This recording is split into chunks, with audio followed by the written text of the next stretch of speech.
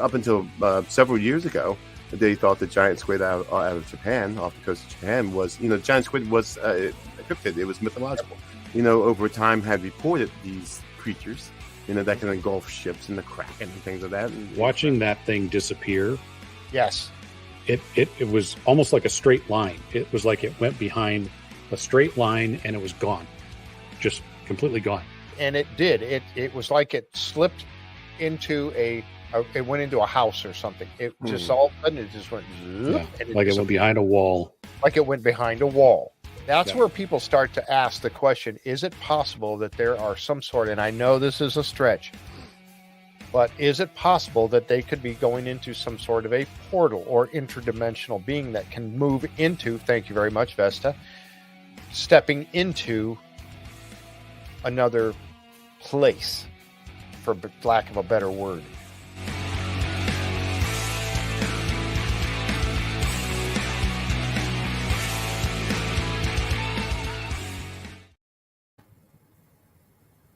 Turn up my microphone. Hey everyone, welcome to JFree906 podcast and the Beyond Our World series. This is talking about things that are beyond our world, and we have a Facebook group page that you can check out in the link below. That'll take you over there to that's where we discuss this kind of stuff. But I wanted to welcome our two co-hosts here tonight. Of course, you guys know Mike Owen. Hello, Mike. How you doing?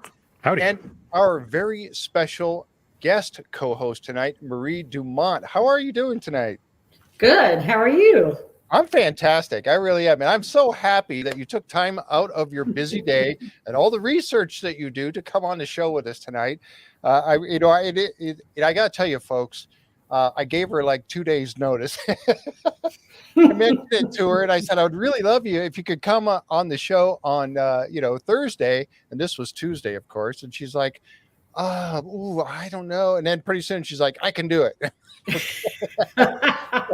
So thank you so much for coming on. Thank you for having me on the show, Jeff. Oh, I knew, and folks, when I was in Florida, and I have to say that she was so nice. I got to meet up with Marie and her team, which is the Mid-Florida Bigfoot Research Group, and got to meet up with her team and go out and do my very first Skunkape investigation out in the yes, I'm initiated. That's what Mike was saying earlier.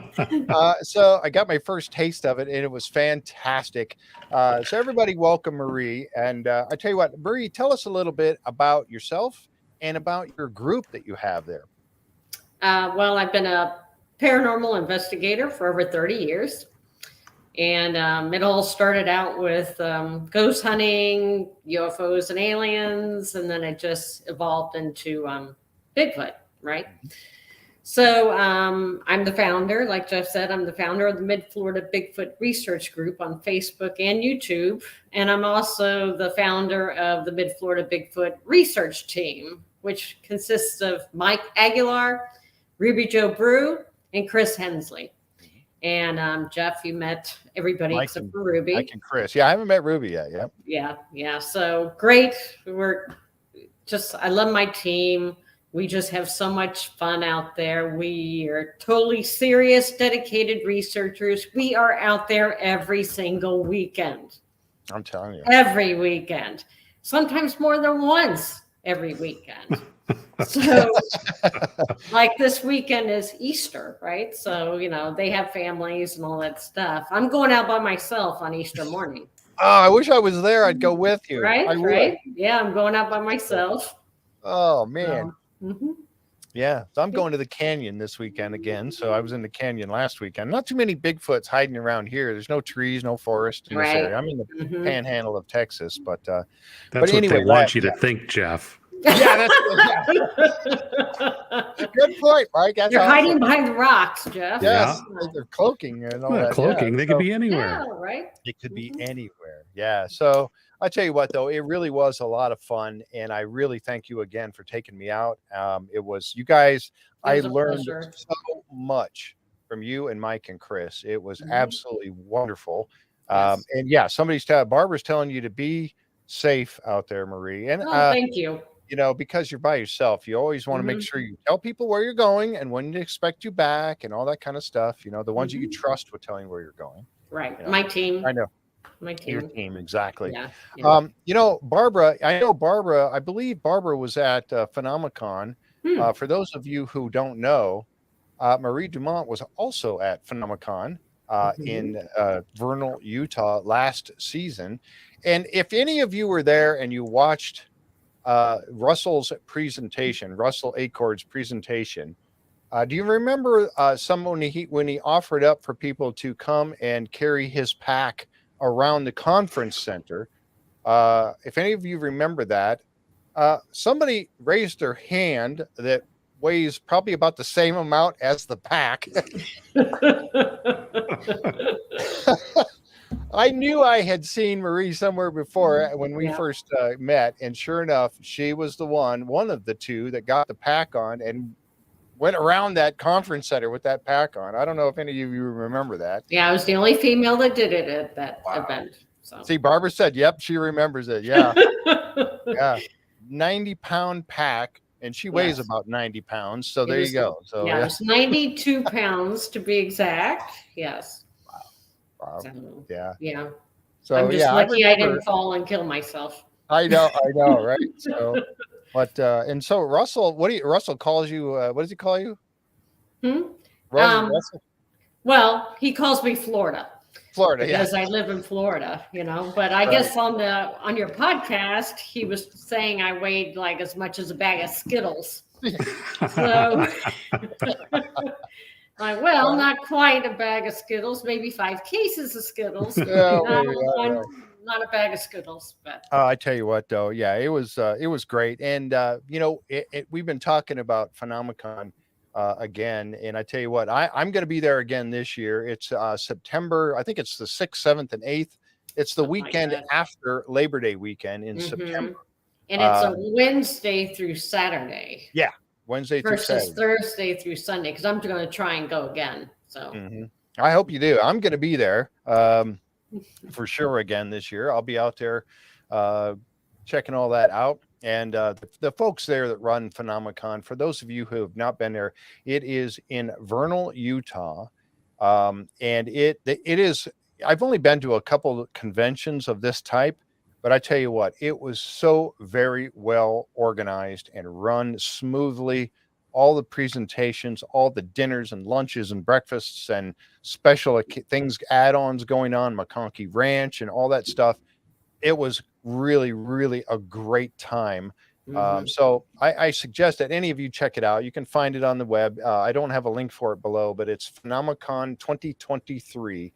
Again, it was fantastic. It's a great conference. Very high end, very classy, high end event. It's really nice. You've been to a couple of them, right? You've been to it, and you got one coming up in Florida here too. Yeah, we have the Great Florida Bigfoot Conference in Ocala, Florida. That's on April 22nd. And my team will be there. We have a table, where we'll have our casts and stuff like that. So, see, Jeff? Hello? I know. I got to get back. Oh, I don't know if I'm going to make it. I really don't know if I can make it, but I tell you what, I would love to. I've also been to the Smoky Mountain Bigfoot Conference, too. And that one's a good one, too. Yeah. That one's a good one, too. A lot of people. Yeah. Ocala is almost sold out. They're going to have around 1,300 people Wow. at that conference. That's crazy. And you know what? And that just shows you right there, folks, that how much of a influence that, you know, the phenomenon of Bigfoot has on this world, you know, and I call it that because, as you all know, and I've said this many times on the show, I'm still undecided about it. And I'm using this platform to research, talk to people like Marie and Mike and the folks, the different experiencers, and doing my own research to find out, how do I feel about all this? But I tell you, you just cannot deny all the stories and legends from credible people, you know, and the legends passed down from the indigenous peoples over the years, all over the world. You know, you just can't deny all that. I don't know. Yeah, I always say that the data is real. I don't yet know what the conclusion is. Right. You got to believe the data, though. There's too much of it out there. Exactly. Yeah, for sure. I've noticed that the Facebook, I usually simulcast this on Facebook. I'm going to click on something here to see. I don't think I can get it going. It said it was having a problem sending to Facebook. So I hope everybody is on YouTube is getting it okay. But Facebook, it looks like it died. And so, but only a couple people watch it over there. So I hope they jump over to YouTube and check things out, because it's not working. As I was saying, I simulcast it on our Beyond Our World Facebook group page. That's where we do the discussions for Bigfoot, paranormal, UFO, UAP, Skinwalker Ranch, all that kind of stuff. Well, Skinwalker Ranch we kind of do on the other, the Curse of Oak Island and Beyond, and that's part of the Beyond side. But everything else that we do that's kind of beyond our world, we do over there. So if you want to check it out, there is a link below. And I also have a link below for Marie's group, the Mid-Florida Bigfoot Research Group. You can check it out below if you want to check it out. Click on that. Now, you vet everybody, right? It's a membership only. Is that how that works, or is it open, completely open, wide open? It's open, but I pick and choose who can join my group. You have to these days. Unfortunately, you have to try to There's keep. so many trolls out there and stuff. Exactly. You know, I'm very. I just make sure that the people I allow in there, anybody can look, right? But if you want to join, then I'm gonna review your information, your profile, and see if make sure you're really that you're really legit. That you're really interested in this. You're not going to cause chaos or drama in the group. I don't want any of that. So right, exactly. And unfortunately, that happens. You know, we've come across that many times in our groups and all that. So it's one of those things that we have to deal with. All right, and I just wanted to say before we get started here too, that if you would please click on that subscribe button and the notification bells. The notification bell is so that you know right away when we have new content coming out, because sometimes I just come on and talk about stuff out of the blue, but you'll get notified as soon as I do. So click on that. And if you like the content of our show, please give us a thumbs up. Those thumbs up and the comments are really what helps YouTube put us out there to more and more people, get visibility on this, and they can watch it too. So if you like the content, please give us a thumbs up on that. And if you want to help support the show, we have a Patreon channel, and it's Patreon. That's Patreon, Patreon.com, and it's JFree906 there if you want to help support the show. And I do have several patrons, and I thank you all so very, very much. You help make all this possible. So thank you. With all that said, let's get started. So as all you know, I show a lot of pictures and we go through this. So what we're going to be doing tonight is we're going to break down the last 2 episodes of Expedition Bigfoot Season 3. And this would be episodes number 14 and 15. 14 is called Into Bigfoot's Den. And then 15 was kind of a regrouping of the team and talking about their the things they found, and they kind of got together on a teleconference and talked about all kinds of stuff. And then we're going to jump in. There was a little add-on. I think it was called episode E301 or something like that. They kind of talked, but it had some interesting things in there concerning Jane Goodall, and she's a big influence, and Marie has some information about that as well, about her. We'll get to that as we go along here. So with all that said, let's get started. All right. Expedition Bigfoot, season 3, episodes 14 and 15. Now, this particular episode, when they ended 13, it ended on a high note. And that high note was when Russell and Zach were up on the side of the hill looking across the valley, and about, I think it was like a mile away that he was viewing, right? Yep. They saw what Russell thought was a bear bent over and doing something, rooting in the ground or something like that. And he watched it for a while. And then it stood up and walked away. And he was blown away by this completely. So I got, this was where he was, this shot here was his, that's actually his cell phone attached to the, what kind of was that a spotting scope? Yeah, I think so. That he was using. And I've got a little video. I'm going to run this video. Hang on, let me get back to it here real quick. Here it is right here. Now let me pause this. This is a video of what he was seeing that got him so excited. And I tell you what, this is probably, in my opinion, one of the best pieces of evidence that this team, I don't know, they got quite a bit of good evidence. I don't know, but this was really a good one. Even Mireya was impressed with this one. So, all right, I'm going to play this real quick. There's no sound to it, so it's just video only. So check this out.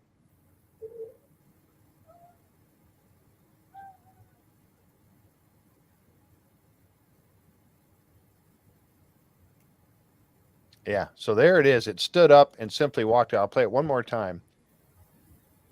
Yeah, and when we talked to him, he said he had been watching that for like 30 minutes. You don't see that much in the show, but he watched it for quite a while, and he was convinced it was a bear.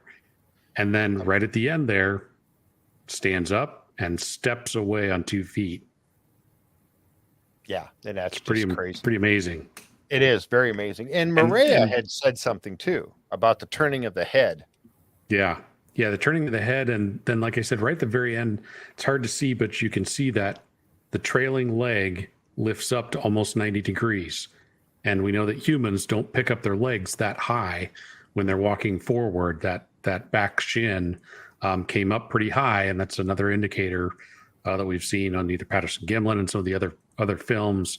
That leg comes up quite a bit. So yeah, that was pretty amazing footage, and he was pretty excited. I think Zach was a little bit unsure that he meant, you mean right now? We're going right now? He's like, yeah, we gotta. Russ is packing stuff up. He's like, come on, let's go. Yeah, because that was a mile as the crow flies. That line of sight distance was 1 mile, not down the valley and back up. That was even longer. Poor Zach.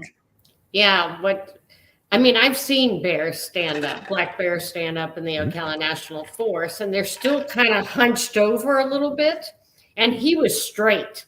When he stood up, his head, everything was absolutely straight when he walked off. And typically when I've seen the bears, they're kind of like still kind of hunched over a little bit when they walk. Yep. I don't know. Just to me, that was very compelling. Yeah. Well, Mireya had mentioned that too. And she was talking about the head when she mentioned about how it turned its head and then was walking away. But we'll get to that later on when we're discussing the skull. But she was talking about the placement of and I forgot the name of this, but it's the hole where your spine goes up into your skull, that hole right there, and its placement. And it's different for a bear and animals where they're more, it changes the way the head is attached and all that. And and its head was straight up and down and turned and looked and then kept on going. And so she pointed that out in the video. So, so very, very interesting there. So, and we'll, like I said, we'll kind of delve into this a little bit as we go along. They had something that I was very happy to see them do. They had this scene here where they went out and got Mireya, a friend, and her name was Autumn. And Autumn is with one of the horse ranches there nearby that area. They went out and got a couple of horses, and they were using them to move through the woods. Now, we know that, like, even the Patterson-Gimlin, when they were out, they went out on horseback. And I think horseback is a very good way to move around and not alert. I mean, a Bigfoot, if it exists and it's out there, it's going to know that you're in the woods. But if you're on a horse travels and makes different sounds. I think we talked about that a little bit last time, didn't we, Mike? Yeah, it's going to notice you coming up on a quad, right? I mean, yeah. There's just no way. And I think there's some merit to the way the Patterson Giblin, the way Bob Giblin and those guys were coming up on that. I mean, back then they would have had all natural clothing materials, leather and cotton wool, nothing artificial back then. In 67, horses coming up, they had no electronics.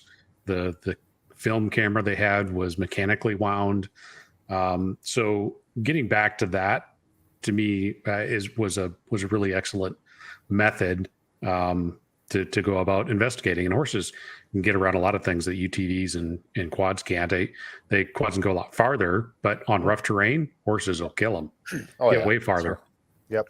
And Tom makes a good point here too, that horses are usually very sensitive. Does anyone know or have any experience on how they react? I do. I grew up with horses. My sister and I, we were involved in trail riding and horse shows and stuff for many, many years as we were growing up and after. And so I do know how they react to animals in the woods. And when they know that there's something around that is a predator or a danger animal, they know. Yeah. They smell it, they sense it, the ears change, their whole demeanor changes. They get very skittish. You can just feel the animal underneath you and how it's now changed its disposition. Mm-hmm. So yes, it's very you'll get head up and ears forward. Yes. Yeah, the ears it'll be looking in the direction. Yeah, exactly. Yeah, Hey Jeff, can you put up Robot's question? Yes. Question for Marie. Do Bigfoot prefer to walk on 2 feet or on all fours, in your opinion? Well, in my opinion, typically 2 feet, but they will go down on 4. And I don't know if you've ever heard of this before, but they do like a spider walk. I don't know if you've ever heard that before. I've never seen either one of them, so I don't know. I'm not an expert about that, but I based upon reports that they do this like spider crawl. Yep. Yeah. What I've heard, I've definitely heard that they're as fast on all fours, if not faster, than on 2. They have no trouble because of the long arms. They're not as awkward as humans would be, and they can switch from 2 biped to quadruped at speed. Mm-hmm. And then I know for some reason that the spider crawl is controversial. I don't understand why, but if it's so proficient at hiding, to be able to still move at the lowest possible level it possibly can get to, seems like a pretty good skill to have. Mm-hmm. Especially if it's in low grass and it doesn't want to be seen. The spider crawl would be beneficial. So I don't know. Oh, absolutely. I don't know why that's such a big deal, but you definitely do hear that. You just hear the spider crawl nearly as much as you hear all fours or on 2 feet. And I don't know if it's more of a Florida thing, because in Florida we have palmetto palms that are like 3-4 feet tall. Yeah. So super easy for them just to go down and just spider crawl through the palmettos. You'd never see them. Right. You never see them. And and that's something that we know, that animals, and I'm just going to say animals, but animals can hide if they have the foliage and the vegetation around them, and they can get down inside that. When being observed by night vision camera and or a thermal, if they get down in that vegetation, they're gone. Correct. I mean, they just like disappear from the thermal and from the night vision. So, if they can move on all fours at that point, that just adds to their cloaking ability and able to just disappear like that. So, and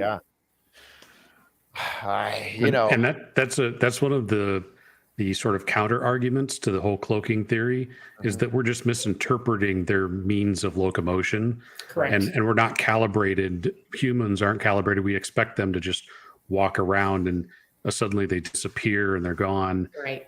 It's really just, and even from a tracking standpoint, is you're expecting to see footprints, and if they switch to one of those other modes, it'll change the way the prints look, and you lose it.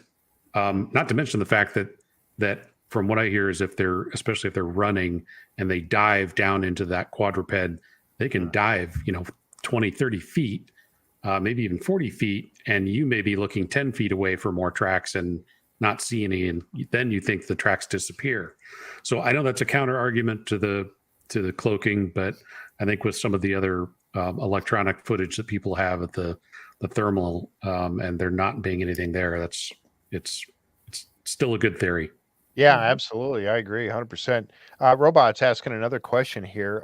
We know that people have produced footprints with the plaster cast and things of that nature, and pictures and whatnot, and scans. Have any handprints been printed?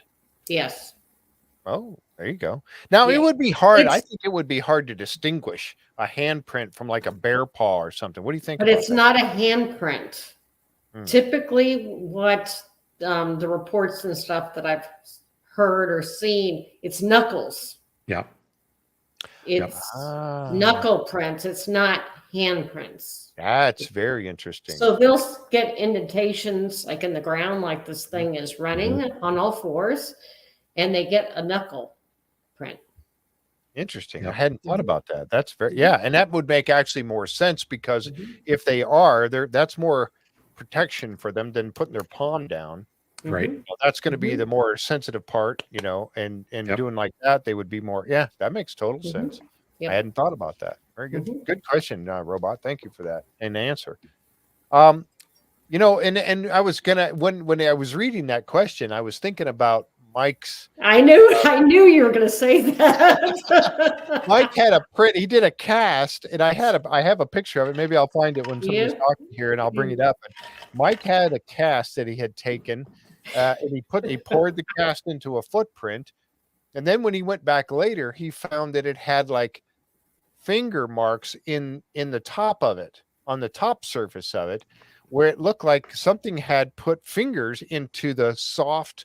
It was still soft, obviously, the plaster, and kind of went like that, and then probably had it on its hand and was like, what is this? And it was like a finger drag, like a finger drag through it. Yeah, it was really. And I stuck my fingers in it, and it was bigger than my fingers. Right. And there's a couple little indentions of a finger. There's some little fingerprints you can see at the top of the cast.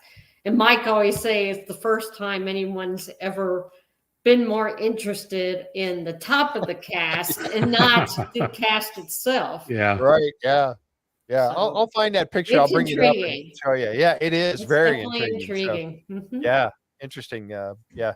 When I was reading that question, that popped right into my brain. I knew you were thinking that. Drags. Yeah. That was really cool. Well, speaking of footprints, in Mireya and Autumn, when they were going along in the horses, they went down on the riverbed there, and they were going along the edge, and they were finding all kinds of tracks. I think they found cougar and deer and whatnot tracks down there. And then they came across this one right here. And when I first saw it, I went, that looks like a Bigfoot print to me. And they did at first. They get down off the horses, and they're taking a look at it, and then they dismissed it as a double tap bear print. What do you guys think about that? I mean, well, Mireya did say from up on horseback, it looked pretty compelling. She got down and she looked at it closer. She thought it was a double step. I would have I don't see the second set of toe prints. Yeah, I don't either. And I don't see claw marks. That looks pretty good. I mean, and I see. Go ahead. I mean, I have found double bear prints on Ocala National Forest, and you don't always see claws. You'll definitely see like the pads, the toes, but the ones I've seen, double bear prints are very wide. They're very consistent, whereas this has a shape to it. Yeah. And look how wide across the toes it is compared to the rest of the footprint. That is interesting to me. I mean, I wasn't there. I couldn't we're only seeing it from this angle. Right. So, but this picture here, I'm suspicious about this one. Yeah, me too. I mean, you have what looks to me, again, like Marie just said, we're looking at a photograph. We weren't there on scene. But it looks like a heel right here, and then a big toe, and then the other toes across the top. Mike mentioned he doesn't see any claw marks. I don't see any claw drags in it at all. But again, I don't know. I'm not a tracker, so I don't know. But it looks pretty suspicious to me. Yeah. Let's see. We have a question, I think it was a question here from Barbara. Barbara says, "Can mud be tested for DNA?" I Sure. would think so. Yeah, eDNA. You could. eDNA. Thank you. Explain the eDNA real quick, so people, if they've not heard of that before. Yeah, sure. The eDNA is environmental DNA, and it's just you collect a soil sample or take some tape and take samples off of branches or something, and essentially it's looking for anything and everything, any DNA at all, and it tells you it gives you an idea of everything that's gone by, and any animal, including humans, are giving off dead skin cells and things like that, and it just kind of gives you a wide variety of everything that may have gone by. Yep. Vesta was asking about Bigfoot have claws. I don't think so. I think they've got nails like humans, don't they? Yeah, that's what I've heard. That's what Yeah. I've heard, is that they have like fingernails like a human does. Pretty heavy duty, but Yes. nails, not claws. Right. Right. Yeah. And again, we haven't captured one to find out, and I don't want to capture one. We kind of talked about, we'll get into that later, but I kind of talked about that a little bit before, but yeah. So yeah, cool. eDNA is definitely very, very interesting. Yep. And they talk about it a little bit on the show too. So Yes. yep. So anyway, very cool print here. And when they first saw it, Mireya had mentioned that it reminded her of the one that Russell had found when he was, I think this was in Kentucky, along a riverbed in the mud. Yep. And I don't know if he did a eDNA sample or took a sample of this, but he saw this print here that he was pretty certain was not any kind of animal that he could define. Yeah, and I think that was the one. Is that the one that Zach was up on the train trestle and he saw it? Yeah. Yes. And of course it was a train trestle, so Russell had to rappel off it. Right. I wouldn't have done that. I'd have found a way down. It was nice and safe. Well, Russell, I mean, come on, he's got to. Of course he's going to repel. I mean, as soon as you saw the trestle, you're like, oh yeah, Russell's going off. I don't know why, but he's going to go off that. And then Zach sees Bigfoot. Oh, I'll go rappel off it. Yeah. That guy. And he's got that 90-pound pack, and he's got all the repelling gear. He might as well use it, right? Right, I guess. Yeah. Yeah. Yep. Oh my goodness. Yeah. So that was, and he did. He went down there and got a picture of it. He was pretty amazed. Here's another robot question. Are there compression tests that can determine the weight of Bigfoot? I don't know. I would imagine. I don't know. I wouldn't think so. Yeah. People have tried, just on their own, stepping next to in the same substrate to see if they. I mean, Patterson Gimlin did that too. Granted, those guys weren't very big. We've done that too compared to Patty, but yeah, it's just basically trying to see if. And I think they even had a horse try to step next to it too, to see if they could press into it. And I get the impression, Marie, I don't know, you can weigh in here too, that they're a lot heavier than we think they are. Mm-hmm.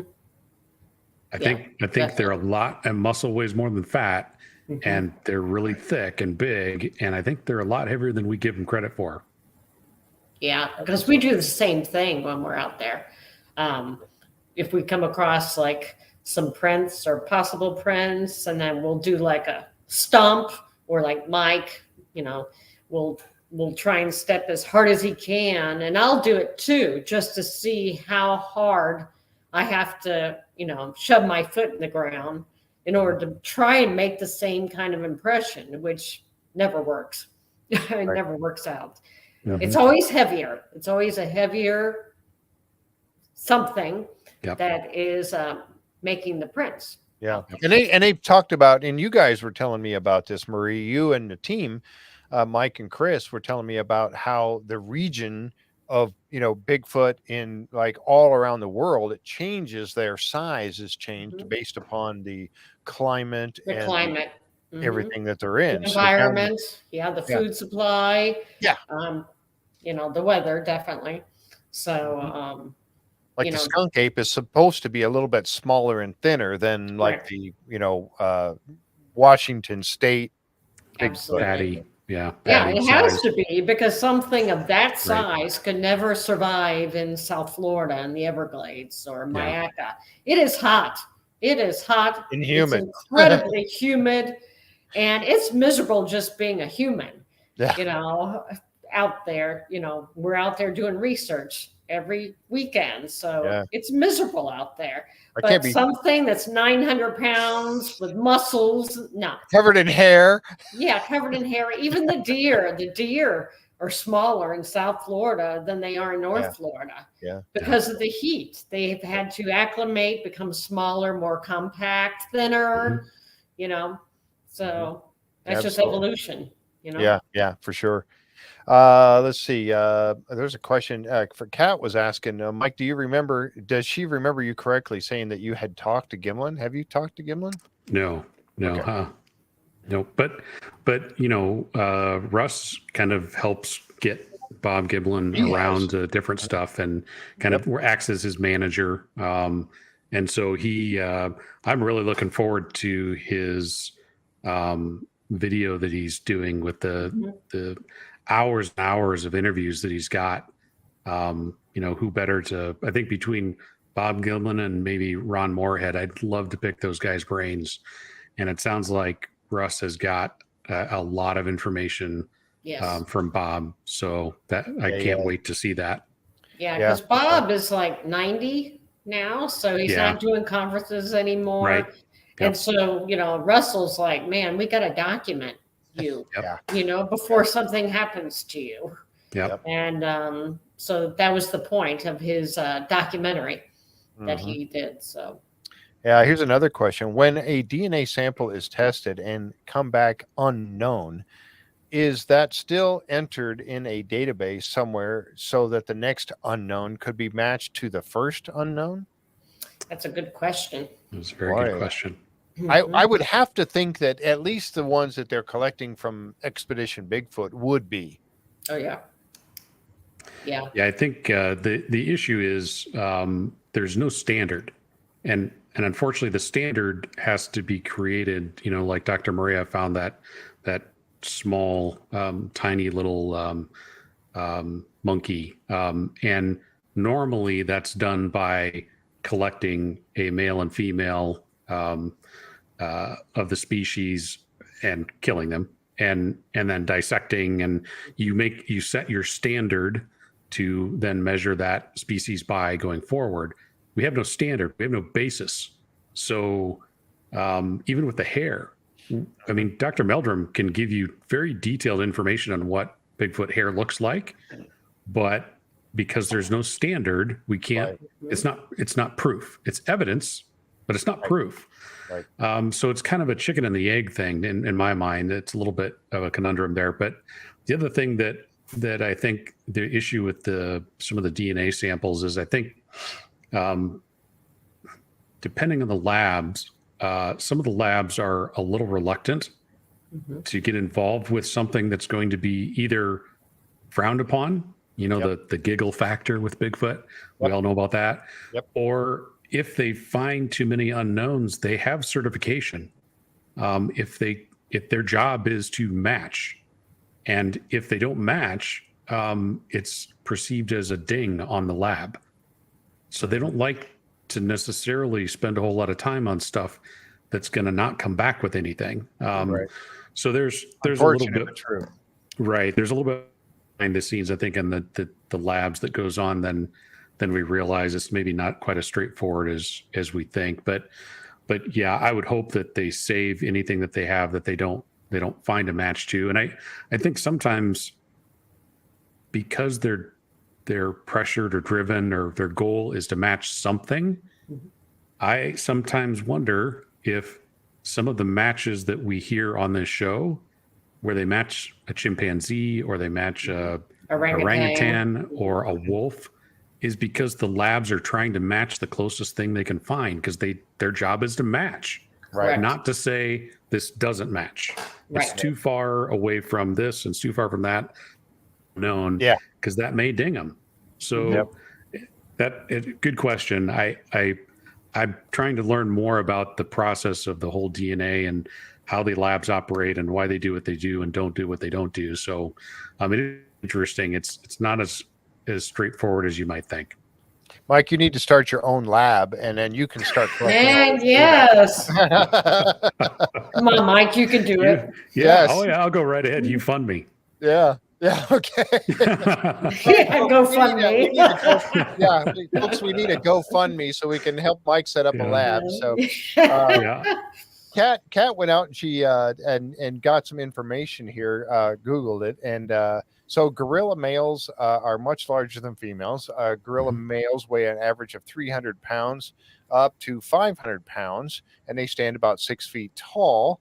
And then the females are about 150 to 200 and about 4.5 feet tall. So, and that was the thing about Patty. Remember when the last episodes, when Patty was scanned, let me back that up. When Bluff Creek. Yeah, when Pete Kelsey went out and he did the scans of the trees and everything, and then they used that to try to figure out how tall Patty was, and they came up with what is about 6'5" 6'3" is what they said. 6'3"? Okay, I thought it was 6'7" on the show. But what we talked about was the fact that they were measuring her in walking position, not standing straight up like you would normally get measured at the doctor's office. So I think 6'3" is probably a bit low. It's probably a little higher than that. Yeah. So, but even if she was, about 6 foot to 7 foot tall, knowing that generally females are shorter than males, where does that put the male? That puts the male 7 to 8 feet tall. So there you go. I mean, or higher or taller. So Jan brought up the point that maybe Bigfoot migrates away from Florida in the summer. I think that would be hard, but yes, possible. Jeff migrated for away from Florida. Right? So Jeff can do it. Yeah, I did it. We migrated to Texas. So. Yeah, I went to Texas, and then it got hot here. So now it's time to head. I'm heading out of here pretty soon. I'll be back up north before too long. But I mean, personally, about Florida, though, I think like skunk apes, they don't migrate. They just live down there in the Everglades, Mayaca, with all the water and stuff. If they migrate, they may migrate to northern Florida, but I don't think they go any real further than that. They don't really need to. They got a year-round supply of food available to them at all times. Yeah, that's true. So there's really no reason for them to migrate except for the heat, which is possible. Mm-hmm. But I mean, like I said, we research every weekend, so we find prints almost every. At least once a month we'll find prints. Yeah. So. Yeah. AO is our comedy relief, by the way, just so you know. So yeah, the best way to measure it is to sit down in the footprint and see how much horror you would experience if something this big kicked you in the. Yeah, he's our comedy relief. So thank you for that, AO. We appreciate that. And let's see here. Did they take a cast of it? No, I don't think they did. Not the one that was in the that Mireya and Autumn found. They did not. No. They just passed it off as a bear print, as a bear double tap, and they went on about their business. Yeah, just going through some. There's so much chat. You guys are so awesome with this stuff. I'm trying to keep up with it all as we try to go along here. Look under your fifth wheel. What? Let's see. Yeah, maybe they migrated with me under my fifth wheel. Yeah, maybe. Oh, yeah, that's a good idea, right? You never know. Maybe you made. I don't. It's hard to say if I brought any. What's the little lizards that you got down in Florida? Chameleons. Yeah. Well, no. There's like the little geckos and call them lizards. Yeah, I saw several around and rattlesnakes and stuff like that. So you never know what traveled with me to Texas, but I brought it over with me. So. All right, so we're going to continue on here a little bit with the pictures and moving on with the show. Robot, I will get to your question, so just hang tight. After Zach and Russell had spotted that bear that stood up and walked away on 2 feet, they went over there. They traveled. Russell was packing everything up. Come on, Zach, let's go. And they took off and traveled, down and up at probably 5 miles instead of the one that was crowfly to get over here. And they get up on this spot, and you see Russell say, "Here, wait, hold on a second," because he wasn't finding anything. He was looking around, and he was just finding a little bit of disturbed ground here and there. But he spots this rock, and it was a flat rock that looked like it had been struck with something in several spots, and it was marring the surface of it. And so he kept looking, and then he found this rock here, where you see the corner of it chipped away, or white right there, which means it was probably the rock that was being used to smack this one. Now you think about that. Russell was looking at this thing for like 30 minutes, and he was looking at its back. It looked like it was working on something for this whole time. And then he gets over and he finds this. Now, Russell had mentioned what he thought was going on, and one of you guys can take that if you like, what he thought was happening here, which I kind of tend to disagree, but. Yeah, he thought it may be hitting the rock for communication, to make that loud noise and let it carry. I'm not sure I agree with that. To me, it was using it as a tool and probably breaking something open. Mm-hmm. Marie, what do you think? That's kind of what I thought. Yeah. Yeah, I agree too, especially since you said he was there for 30 minutes looking around. Yeah, he said he watched what he thought was a bear. When we talked to him, interviewed him, he said it was like 30 minutes, and he was convinced it was a bear. So he's watching this bear down, doing something. Right. And then it stands up and walks away. So if it was communicating, it would have done something to be done. I think it was breaking something. He was opening up something. It was trying to do something. Sorry, Russ, if you watch now or you watch this later, but we kind of disagree a little bit. And I'd like to get your thoughts on this at some point. But anyway, but he did know, and he mentioned no bear could pick up this rock and be smacking it on another rock. Correct. It just doesn't have the opposable thumbs. But Russell has opposable thumbs, so what's he do with an 8-pound rock? Puts it in his 92-pound backpack. And now he's got a 100-pound backpack. Yeah. Now it's 100. That was not a small rock, and he's like, we got to keep this. It looked like a brick. It actually looked like a brick. It looked like a brick, yeah. Mm-hmm. But, he did. He put it in a plastic bag, and then he put it in his backpack. So, that was pretty crazy. But, So, I saw Dr. Jane Goodall in Miami last weekend, and she was talking about chimpanzees, of course. Mm-hmm. And she was talking about how they use tools. They make tools to do things. And I was like, whoa, I've never really thought about that before. Mm-hmm.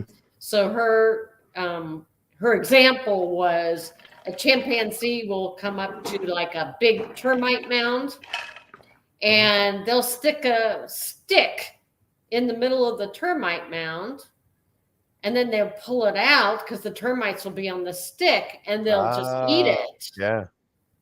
And I was like, I just never really considered tools being used, but this would be an example of a tool, which is using a rock to, whether it's communicating or if it's using the rock to break something. Mm-hmm. So I just thought that was interesting. I'm like, wow. Very interesting. That's something now I need to really pay more attention to.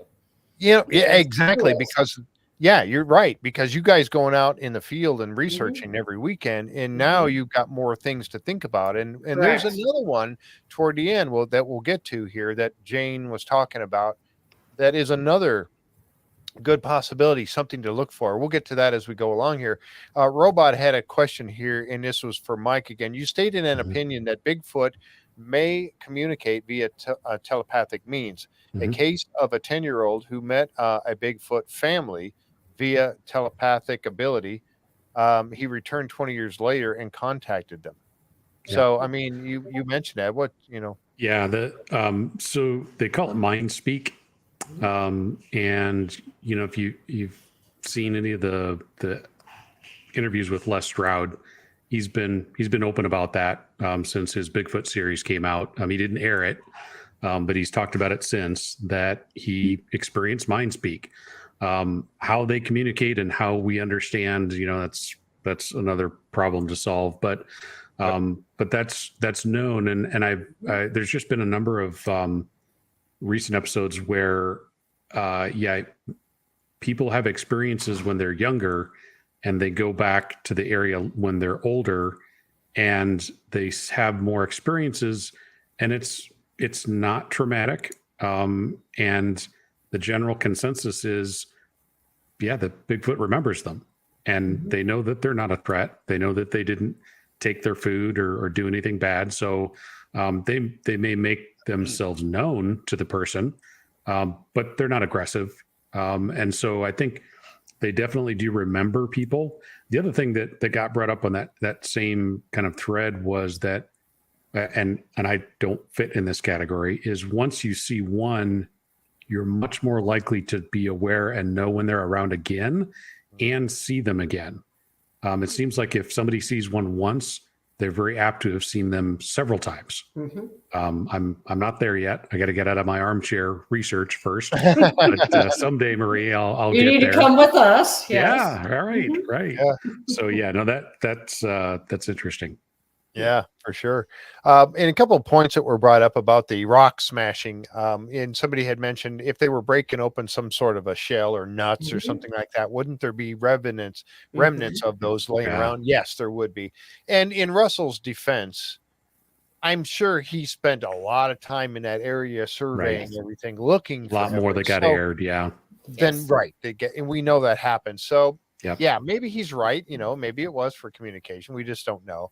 But yeah, there's several people that said, it would have left some sort of shell on the ground. Debris. Or Tom mentioned residue on what he was working on. Yeah, it would have. And maybe that's why he came up with the communication idea on that, because of that very thing. So it just doesn't seem like it would be that loud hitting that rock on that slate. Or why do it that long? Yeah, exactly. Yeah, right. Morse code. ...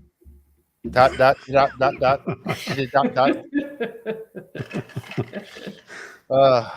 I don't know. Hard to say. But it definitely, you put all that together in Russell's, what he was talking about, and it just adds up to that was not a bear. No. If it wasn't a bear, then what the heck was it? Something covered in what looked like hair, or some sort of a ghillie suit that was all one color from top to bottom, including the head. And it was banging on something which needed opposable thumb. And then it stood up and walked away. I don't know. But Russell was so hyped up about it after he saw all this that he went over and he got the team. He radioed the team, said, meet me at base camp. I got to show you something.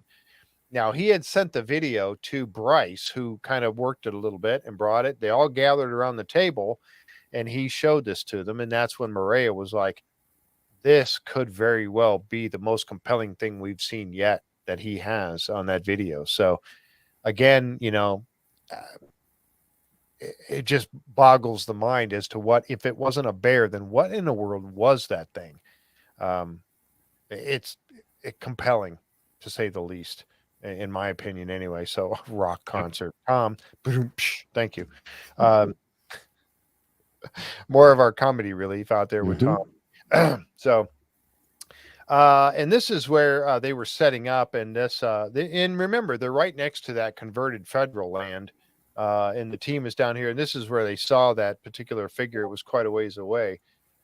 As they went out and they were doing some more investigation, they came across this little woven little branch structure that was on the ground. They were impressed by it simply because it seemed like the sticks were all woven, and you can see like this one here goes over this one, under this one goes over that one, under this one, and they're woven. If they would have fallen from from a storm or whatever off the trees from above, they're not going to be woven together like that. So was this some sort of a symbol, a sign for other Bigfoots, or was it some sort of a trap? What do you guys make of this? And I know, Maria, I know you've seen some stuff like this in the woods. I'm sorry. Go ahead, Mike. They did mention, and this has come up in a lot of the reports that I've listened to. This was on a trail, and if it was a game trail and deer were coming down that, they would have to hesitate. And we know Bigfoot's an ambush hunter. It would be a prime spot to jump out from the brush and smack the deer in the side, and you've got dinner. So this to me would be one of those things that they might use to kind of facilitate hunting. But Marie, what do you think? Yeah, I would agree with that. And that's what Dr. Mireya Mayer said. If a deer was going through there, it would get its legs caught in there and it would fall or get trapped or whatever. So I have found woven structures, things like that, but not laying on the ground. They've been up. So, but definitely, it's definitely created, intentionally created. It's woven. That's not nature. That's not natural right. at all for that to be that way. And we do find the woven things like that, quite a bit. Yeah. And like you just said, absolutely true that it was created by something. And again, you have to, just like the nests and stuff that they found, it had to be created by something that has the ability to weave the sticks together. Correct. I don't think a bear's got to be the ability to do that. I don't think a deer and all those kind of animals do not. A cougar doesn't. And again, you go back to the whole thing with opposable thumbs to be able to grab the branches and weave them like that. Remember that arch that Russell had found in the previous episode, where the arch, the sticks were going in an arch and they were woven into each other. And it didn't grow that way. And so, I mean, again, could a human have done it? Yes. Could a human have made this? Yes. Yes. I don't know for a fact what did, but it's something very unusual, especially to find it out in the middle of nowhere. Somebody asked the question, what state were they in? This particular portion of it, they're in Northern California. So, is it possible that somebody was out there? Yes. Likely? No, because they're in a really dense area. They go wandering off, game trails and stuff. So, but it is possible. And what would be the purpose of that? If somebody was in the woods and what is this? What would this be? Yeah. Why would they have done it? Right. Why would they have done it? Yep. I don't know. Yep.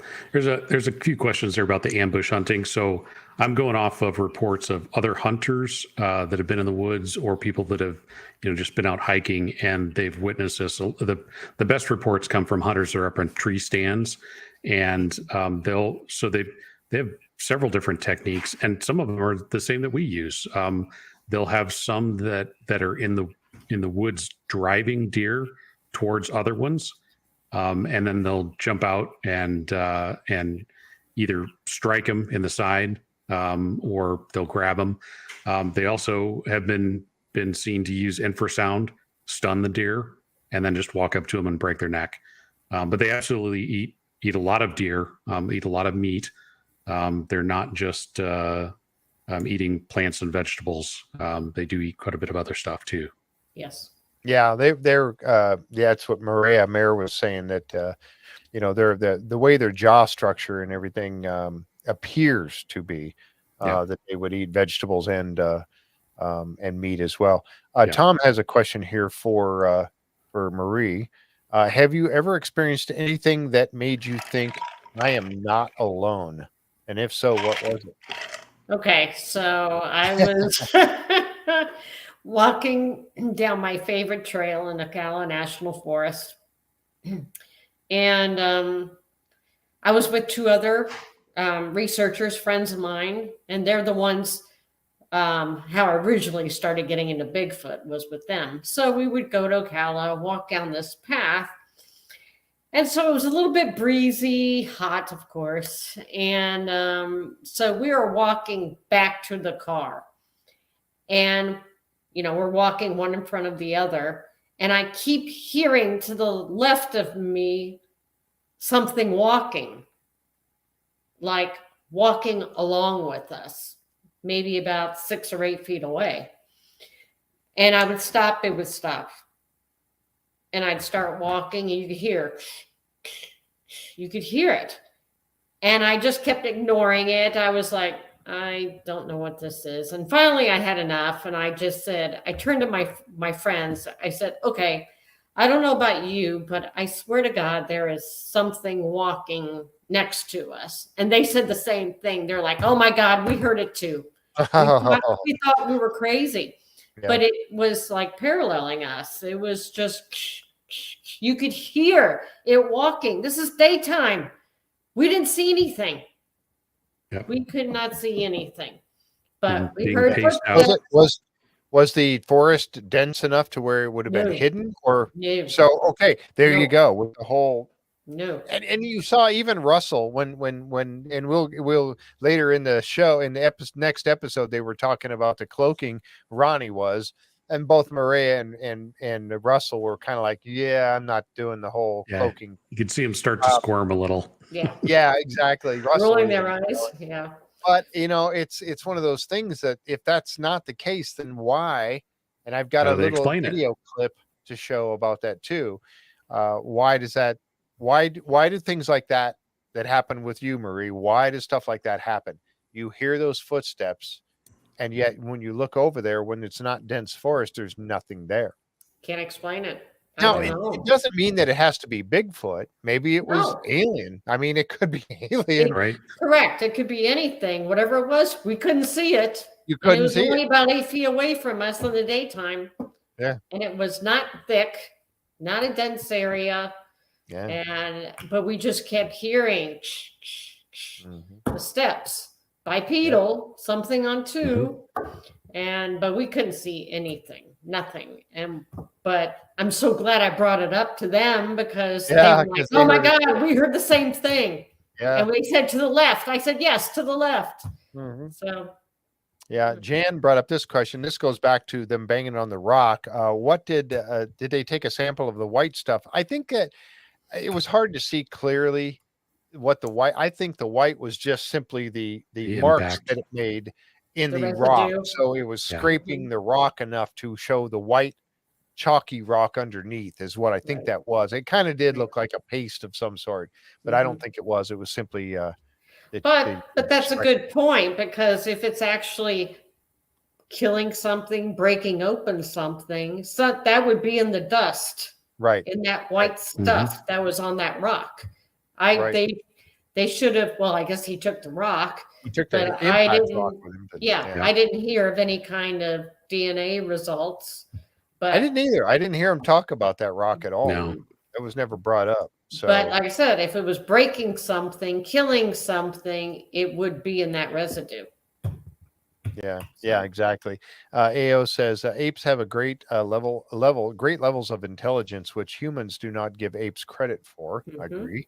And a Bigfoot ape type creature would have advanced survival and building skills by simply observing humans and their own experiences, I think, too. So very good point, AO. Yeah, for sure. Yeah, definitely.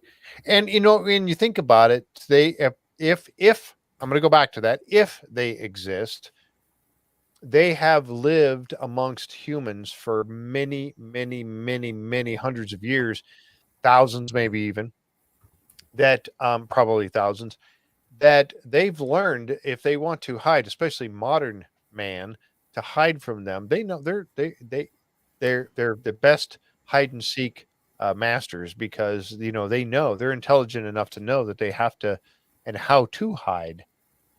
Otherwise, they would be seen more frequently than they are, I would think. So, I think if they do exist, they are very intelligent, very intelligent. This is one of those areas that we're going into next here, where I've talking especially with the Skinwalker Ranch folks and the insiders, we get into these group discussions quite often over there about remote viewing. Now, they had a guy come out that was doing it. Chris Duncan was out with Ronnie, And he had Chris do a sit down and do a remote view one evening when they were out there. Then, and he wrote down, he was recorded of the things that he saw in his remote view.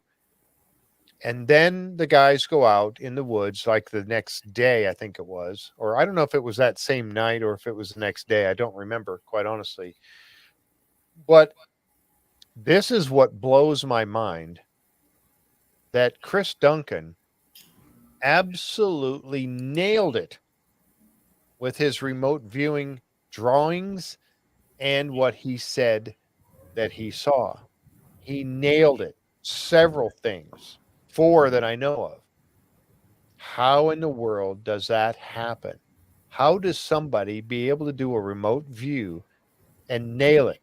One of the things that he had said in his remote viewing was that he saw a chain link fence. Later on that night, they come across a chain link fence. He even drew it. Now, sorry about the picture. I captured this with the paws still showing, but he drew the chain link fence. And then they found one. Okay. That wasn't the only thing that he said, a border you cannot cross. That's what this line here was. What are they right next to? Government property. Government property and a border they cannot cross. They're not allowed to cross. What else do you remember what else was said? Covered bridge. A covered bridge. Covered bridge. They came across a bridge that was covered with a canopy that they had to bend down and go underneath. You see I think that's Mireya down there, bending down, trying to go under it. And they're on a bridge. And then a very big find that they're going to have to investigate closely. And they did that too. And we'll get to that in just a second. But he nailed it. How does that happen? Have either of you had experience with remote viewing? I want that guy on my team. Call up Chris Duncan and get him on the team for sure. Oh my gosh. That was pretty impressive. Yes, very impressive. Mm-hmm. I hope they bring this guy to Alaska. Yes. Yeah, maybe they did. We don't know yet when season 4 starts. Yeah, I mean, Hal Puthoff ran the program for the government. We know they had that for a while, and there's even some indications that even though they say it's not active anymore, that it may still be active. I think it is. So there's merit to it. I think it was a fantastic, again, use of a different type of resource or a different, method that doesn't always get used. It was a really, really great idea. Yeah. Great. Yeah. Renee. Yeah, exactly. For sure. And I think, this is another one of those areas that I'm going to do more study on. I really am, because I think there's something to it, especially when you see somebody nail it like this guy did. And they told him about it later, and he was like, yeah, he wasn't surprised. He really wasn't that surprised by it. Well, but he was surprised. He was like, whoa, whew, thank God. Yeah. He was relieved. Relieved that he was right. Yeah, but he did. He absolutely nailed it, and it was just crazy. I was reading another comment here. Yeah, cats are very good at sending thought waves to caregivers, and when they don't listen, they start meowing. Yeah, that's true. They can. I think animals have a way, and I think this is one of those areas where I think mankind we've become dumber and dumber as we get. In some ways, our connection to nature and our connection to other animals and things like that, I think, has been dumbed down over the years. We've lost most of us have lost some people I think are still connected, but a lot of us have lost those types of connections, I'm afraid to say. In connection with nature, just our roots. Yeah, absolutely. Back to our roots. I think you're absolutely right. So as they go along in the woods here, they come across an area where there's a bunch of branches that are snapped off, and they're not snapped off at a level. I speak for myself. That was Robert over in Discord. Yeah. You said, speak for yourself, Jeff. Yeah. Okay. All right. No problem. I got you, Robert. But they come across these trees with the branches snapped off. But you see how high that is? That's at a level, and they're snapped down and they're snapped off. That's at a level that it goes beyond what a bear or a deer or an animal that's walking on all fours is going to reach. You Right. see these things; they're all broken off like that, and you see this one still hanging. But these are fresh; they're fresh breaks. Yep. And here's some more, and there's where you see this breaks here. And look at that's Russell's bending over right there, but that's at least shoulder height on Russell. Standing there, and here's another one broke over, and they're looking at all this going, what in the world was in here breaking over all these branches and stuff?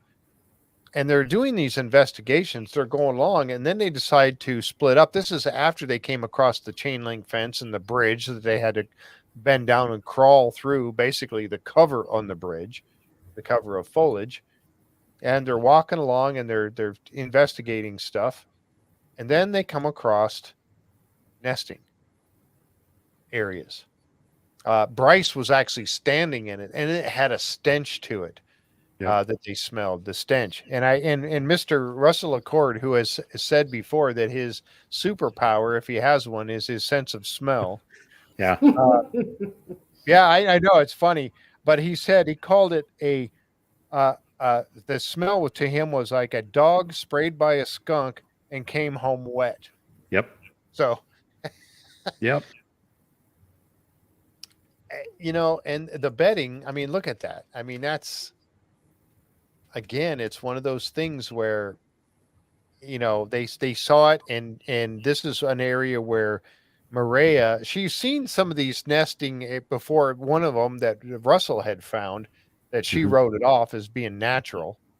Russell was pretty convinced that it was a nesting area because it was elevated, and then there was flattened out areas, not like the nesting and woven stuff like he had seen, but flattened areas of vegetation on the ground nearby. So she wrote it off as just being a natural occurrence, but yet something had been laying around on the ground. She was impressed by this one, from her opinion. And it was all pretty fresh because the breaks on these sticks and stuff was very fresh breaks on them. So it was relatively new. And the smell that it had was very strong still. So then they said, well, okay, wouldn't it be neat if we could find another one nearby? Then it would kind of reinforce the fact that it was some sort of a nest. So they split up. Bryce and Mireya stayed and checked this one out. Russell and Ronnie headed up to go find, and what did they get? 40 some feet away, 50 feet away, and they found another one. Yep. Line of sight to it. With the line of sight to the other one. It was smaller. And so, but yet it was within line of sight of this one. So they did find more than one. Let's see. Oh, I was trying to read some of the chat. I thought I was reading something. But Mireya said that's very, very similar to what gorillas do. Yes. Yeah. Yep. What they'll build. Yep. So they make nests, and that she says it's very much like that. These are like 2 feet thick, the branches. Right. Yeah. And she collected the eDNA underneath it. Yes, she did. Yep. Yeah, and she also mentioned too that only the silverbacks have the scent. Only the silverbacks smell. The males. Yep. The males have the scent. The females and the children, whatever, the juveniles, they don't have a scent. Yep. Right. Not like that anyway. Yeah. So there you go. So this would have been Dad's bed, and Mama and the kids were within sight, but yeah. So yeah. Again, what do you make of that? I don't know. That's just but they were all very, very surprised by this. They put up some trail cams in this area so that they could try to capture anything coming back and using this particular nest. There's some of the breaks. They went back in the daytime to check their trail cams, and then look, this is where you see some of those breaks are relatively fresh. I don't know how fresh, but it was not long. This has not been there very long. but you see all those breaks there, and it's very, very interesting. And again, you see like here, look at that. I mean, some of these breaks are just pretty fresh. But definitely some sort of a bedding area. I mean, if I was in the woods and I knew I had to spend the night, I would make something like that. Yep, looks Rather pretty than comfy. sleep on the hard ground. Yeah, why not? I Yeah. found what looks like a nest in Did Mireya you? State Park. Yeah, Oh. but it's made out of palmetto palms though. There you go. Palmetto fronds. And I was like, whoa, this is really weird. There was just like this whole, I don't know, 8-foot section. Yep. Just all these palmetto palms were broken off and laid on the ground, Wow. almost like it's some kind of resting area. And I was like, this is pretty interesting. And no animal other than something that can actually break off branches and create that is going to make something like that. Yeah, a human. So a human or something Created. else. Right. Created. Yes, Definitely created. Yeah. So what they did was they went around and they set up all kinds of trail cams around the nesting area. You see them here putting them all up in trees by the water, all around the place. They put up quite a few of them. You can see the perimeter around the nesting area where they set these up right next to that converted federal land that they were not allowed to enter into. So they did all that. Then they positioned themselves around and they waited and they waited and they waited. They got nothing. So at a certain point, they got to a place where they waited like a couple of, several days. This was where we're getting into another thing here with the 17 days later, but they waited several days and they had zero activity. When they were having the rocks thrown at them, sticks thrown at them, thermal hits, night vision hits, Russell seeing something that looked like a bear stand up and walk away, all this activity, the nest, everything. And then, I mean, and this was day after day, after night after night after night. And then all of a sudden, boom, they get a span of time where they get nothing. Like they packed up and went somewhere else, which is what they were thinking. So, but they wrapped up their investigation. They called it good. And then this is when Bryce went back out and collected up all the cameras. One of them, he did actually get this one here. This one was the only one that has looked like that the whole tree was knocked over. The camera wasn't ripped off from it, but the tree was knocked over. Yeah. There was no big storm that we know of that took place that knocked it over. Mm-mm. So how did that happen? Again, we don't know for sure, but something look at the size of that tree. I mean, that's not an easy thing to knock over, to get the camera off of it. But, the team, it says right here, has been unsuccessful in their attempts to reach the officials that oversee the federal land. The DNA samples from the nesting was being tested and analyzed. The team regroups so they can talk about everything from this. Goes into episode number 15, and here they are in teleconference going over some of this findings. And they basically went over everything that we kind of just talked about over the course of this entire season 3. So they met up on teleconference. They were talking to a guy who was, this was a tribal guy, indigenous folks, and he was talking to them about how the indigenous people would see these different. They saw it like 2 different types.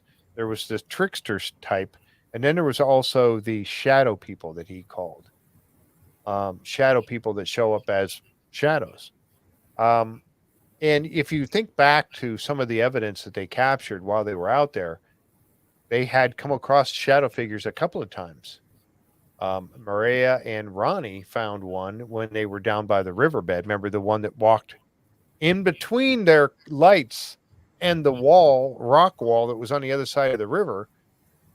Something walked between that to create that shadow, and yet they saw something walk through there. They saw it, and it was on video footage. I've seen a shadow. Have you really? Mm-hmm. Mm-hmm. Explain. Yeah. So I was over at a friend's house. We were getting ready to do a sky watch, actually. So she lives in this really nice woodsy subdivision, but across the street, across the road is a park. And so it was like 1 o'clock in the morning or something. We're laying in our chairs, look at the sky. And I was like, I'm getting kind of bored. So I turned sideways and I'm looking at a batch of trees. She has like a little swamp in her property. And I'm just looking at these trees and I see all of a sudden this big black mass walking. It walked about 25 feet. So it appeared, walked, disappeared. And I'm like, whoa, what the heck was that? It was big. I would say it was almost 7 feet tall. Wow. But it was black. It was a shadow. It appeared, walked, disappeared. Any sound? Nope. No sound whatsoever. So Wow. Is it part of their cloaking? Right. We don't know. Or is it a Bigfoot at all? Or is it something else? Correct. And that's, I've This seen was shadow figures. a big. Yeah. This was not a man's kind of shadow. This was what I would consider a shape of a Bigfoot. Yeah. But it was because it was wide. It was just big. Cool. And it was the craziest thing one of the craziest things I've ever seen. Yeah.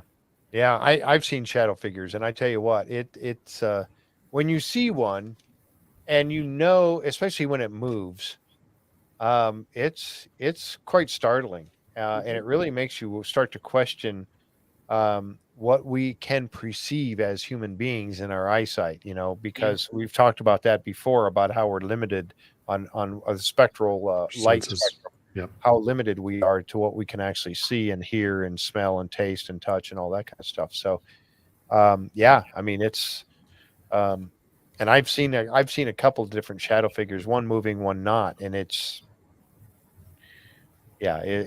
shakes you to the core sometimes to see something like that. I can understand your feelings on that, Marie, very well. It was cool, but it made no sense. It absolutely made no sense. Yeah. Robot asking the question: any opinion on why they are forbidden to enter the federal grounds? No, I don't know. Because the government says they can't. Right? Yeah, they but what is it? What is it? Is it a military base? What is it? That's federal grounds. Yeah. That's what I'd be curious about. But they never said what it was. Right. Should ask Russell. If they were going to set it aside for like logging or, you wouldn't think they would restrict people from going in it. Especially after they just bought it. It takes a lot of time. You know how slow the government is to set up contracts with loggers or whatever. It just seemed odd. No. Yeah. Oh, yeah, for sure. It seemed like they were trying to protect something there. Yep. We don't know. But they weren't allowed to go there, and they did try to get permission to go in there, and they were denied. They got no answer at all from it. So the answer was no in that respect. So while they're doing the teleconference, one of the things that I thought was pretty cool is, how they take they will get together with take a skull.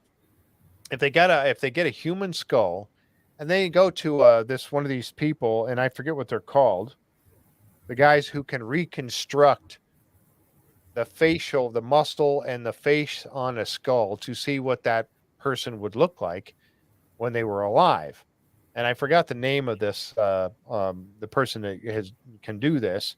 But they get together with this gentleman, and I'll bring up, I got his name here if I can find it in my notes. Dr. Tobias Holton, a specialist in facial reconstruction. And what he did was he took this, he took the drawing, and I don't have that. There it is right there. That's the drawing back there that he took. Mm-hmm. This is Tobias right here. Yep. He took that drawing that was done by the forensic artist that went and did the drawing from somebody's description of what they saw. And then he sent it to Tobias, Bryce did, and he did a reverse on it. Instead of creating what the face looked like, he took the face and created what the skull would look like. And so he took this and he was working with it, and he took this and he created a skull, and there it is right there. Bryce is holding it. I mean, to me, that's pretty cool. Again, it's one of those things is how accurate is it? We just don't know. And again, you're going from somebody's memory, drawing a picture, then taking the picture and making a skull from the picture. So, is it all real? We don't know. I mean, but it's as best we can come to with the information that has been given. But I mean, look at the thing. It's just a miraculous in my mind. And then what I thought was pretty cool is he actually was able to then reconstruct it from there to get an actual what the creature would have looked like. And I mean, that's pretty freaky right there, isn't it? I mean, I'm pretty amazed by that. Too much white in the eyes. You think so? Yeah. From what I hear, you very rarely see the white. It's more, they say it's more like a horse's eye. Yeah. Where it's completely dark. Right. Which would add that's impressive. But I think they did that because reports from hunters, where they see something, they see this creature, they go to shoot it, and they can't shoot it because it looks too much like a human. Yes. So, that's probably why he did the eyes the way he did. Yeah. Just a guess. Cat. He's handsome for a hairy guy. Oh, Vesta says, I've seen humans that look like that. Right? I know that guy. Oh, yeah. Oh, boy. Yeah, we got some good, good comments. Got some there. Comedians. Right. So Bryce sent it over to Mireya, and she's comparing it to a makeup of a gorilla skull, and she's comparing the two together. And she's talking about this ridge that's on top of that, a couple of things that were pointed out. And she talks about how this area, that's this point that comes up, and then you got the area underneath it right here that is there for muscle. The sagittal crest. Their jaws, I guess, right? Yeah, the sagittal crest is that ridge on the top, and it's got a bunch of muscle attached for the jaw to be able to chew vegetation. So that, which apes like that are vegetarian, which begs the question: why do they have such huge canines? But that's maybe something Dr. Mireya could explain. But people talk about seeing that sort of conical head on Bigfoot, but I don't know that that's necessarily what they're seeing. It's difficult to say if that's actually skull or if that's hair, because the other thing that comes along with the sagittal crest and the large jaw muscles is a very large gut. And you see that on the big silverbacks. They have very large guts, and that's to process the vegetation they're eating. Bigfoot, we know, is not a vegetarian. They eat lots of other things, so they don't need big, huge jaw muscles to be able to crush vegetation and grind it up. And they don't have big guts for just plant material. So these are very good representation, I think. Yeah. Yeah, I think they've done a really good job with this, And again, if he's real, I think this would be the closest we could come to an actual skull. So maybe someday we'll actually find one. Somebody will find one in the woods. The skull. That's what I hope, that if they find anything for the Bigfoot, and we talked about this before, where if I saw one, and I think I was talking about this with Marie when we were together in Florida, but it's one of those things where if I actually found one, would I go and tell the world everything I know about it, where it was, and all that kind of stuff? No, I don't think I would. No. I don't think I would. I think I would know. I would know at that point. Yes. If I had absolute proof, I'm standing with one, it's 8 foot tall, I'm looking at it, whether or not we're communicating or he doesn't try to kill me or whatever, and I get away, am I going to report it to the world? I'll probably tell people that I know now, but I'm not going to tell you where. And I'm not going to try to kill it and bring it back or anything like that, because what would happen then if we did? Right. Mhm. What's going to happen to them? They're already being hunted to a sort of a degree. Mhm. What would happen? How bad would they be hunted if it was proven that they do exist? I don't want to see that happen to them. I don't know No. about Yeah. you. No. Yeah. So yeah, they got some testing done from the DNA results and the hair tests and stuff like that they did, so he gets everybody together. Basically, everything that they had found, the hair samples and all that, some of them came back human. I forget all the different. I think I might have written some of this down, but Orangutan. orangutan was one of the Sumatran orang. yes. That's, I mean, even more specific. Mhm. Sumatran orangutan. What?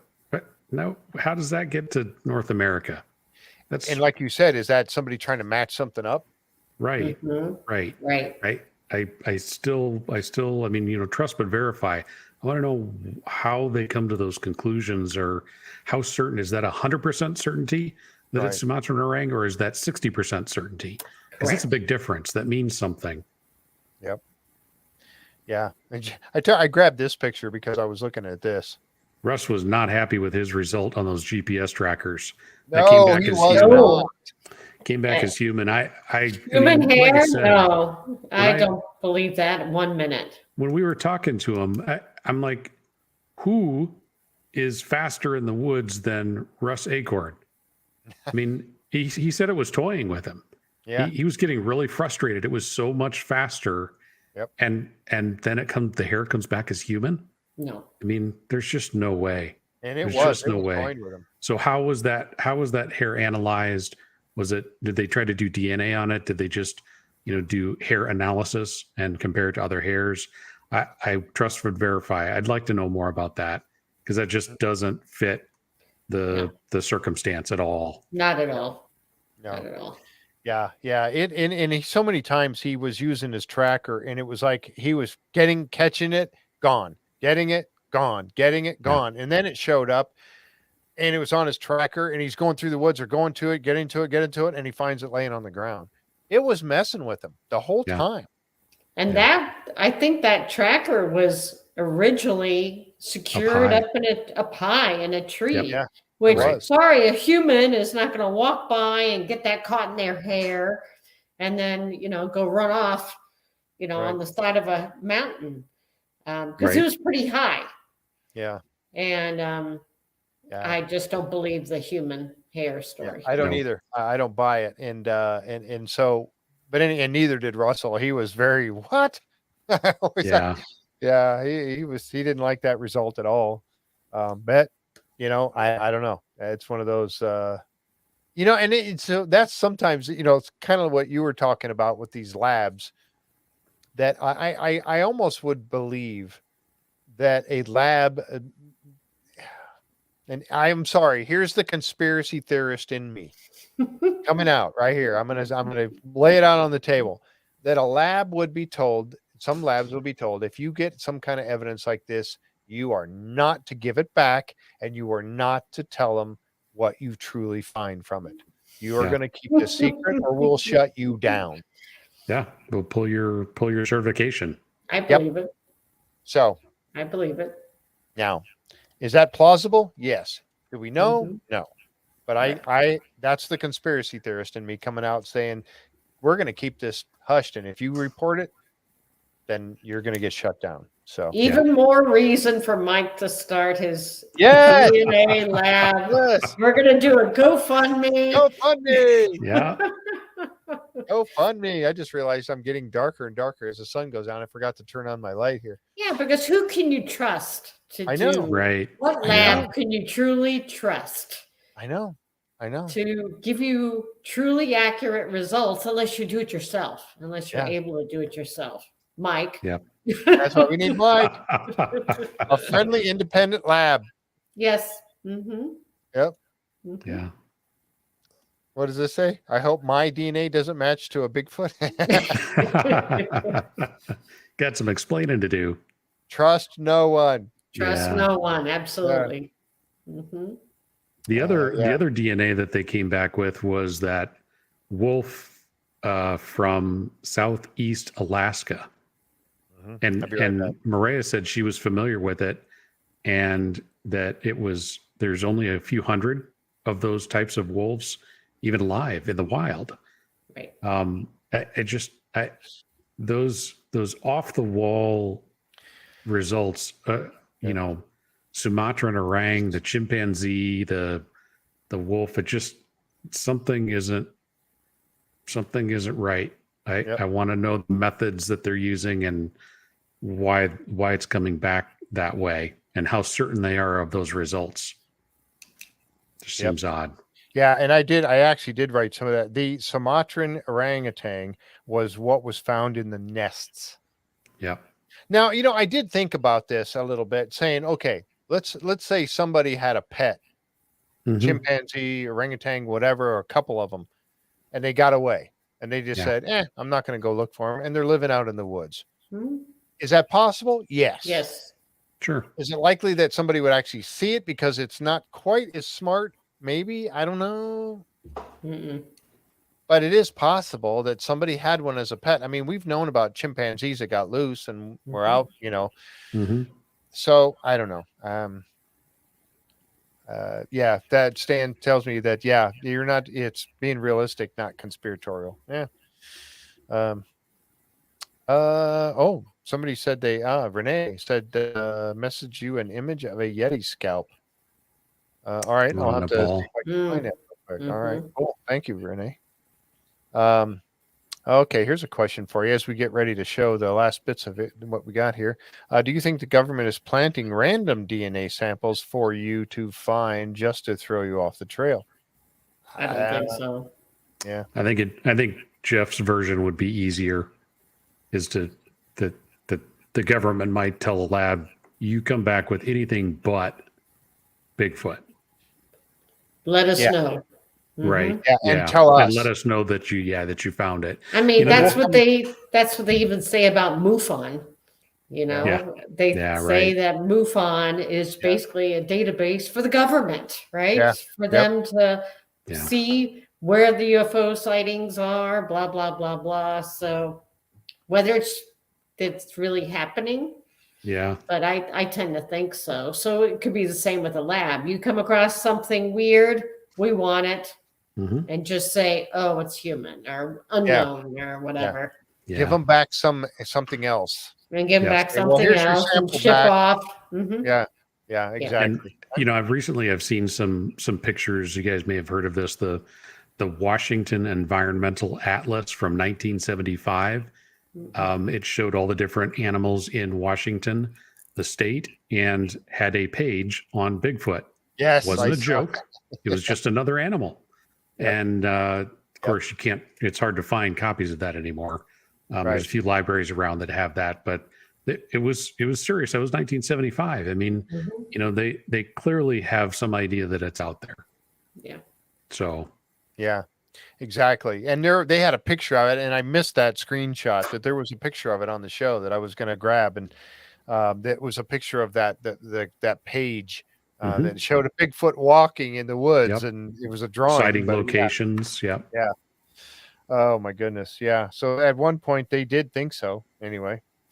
Yeah. So one of the things too that they came across, and I had not, and this is one of the things I wanted to ask Marie about your experience, because you've done so many investigations, was that they when they were talking to Jane Goodall, and she was talking about this particular thing right here, finding a tree that has a hole in it, and that hole having rocks inside the hole of the tree.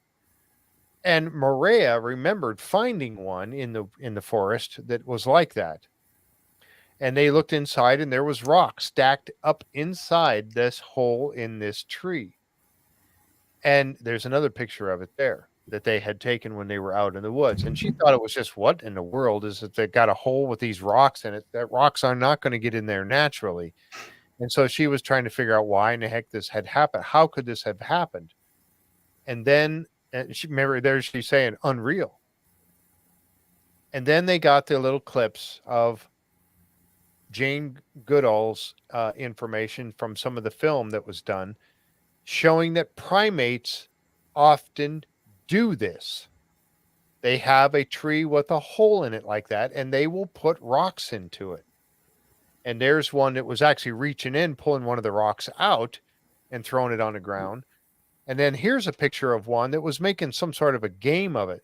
He's got a rock in his hand right here, and he's swinging on this branch, and he's throwing it as he swings by. He's throwing it in there like it's a game of some sort, like a basketball or something. I don't know. Right. Yeah. So there is proof that primates do this. And then they find a tree in the forest with rocks inside this hole. And there's the tree, hole in the tree right there.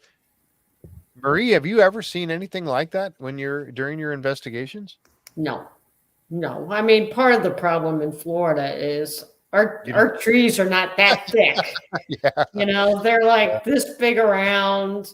They're brittle. You come across some very old grandfather oaks and stuff like that every once in a while, but most of our trees are very narrow, thin, brittle. So we wouldn't be able to find something like that necessarily. It makes sense. I mean, maybe they collect rocks and they store them in the trees for whatever reason, whether they need it to throw it or play with it, I don't know, but it could very well be a storage thing. But I've never encountered that out there in Florida. Well, now you got something to look for. Absolutely. And tell me when you do, and you're coming back on the show. Hello. Yes, you'll be the first to know, Jeff. All right, good deal. Robot says, final question. Any evidence that Bigfoot stores food? Not that I know of. Not that I know of. The only thing I can think of is the Albert Ostman story from 1924, where he was taken for like a week. Yeah. He did report seeing the female washing and stacking leaves. But yeah, other than that, I don't have any information to say one way or the other. Right. Yeah, storing. I haven't heard of that. I came across, this is probably totally unrelated, but I'll tell you the story anyway. So my favorite place to go, I'm not telling you where it's at, but a swamp, right? So there's all kinds of that doesn't really narrow it down, does it? Right. Florida. Swamp in Florida. Thanks. Florida? Really? Good luck finding it. So there's all kinds of cypress knees and stuff. You trip and fall everywhere you go, blah, blah, blah. Lots of mud, right? So 2 years ago, well, this is a different spot, Jeff. All right, dude.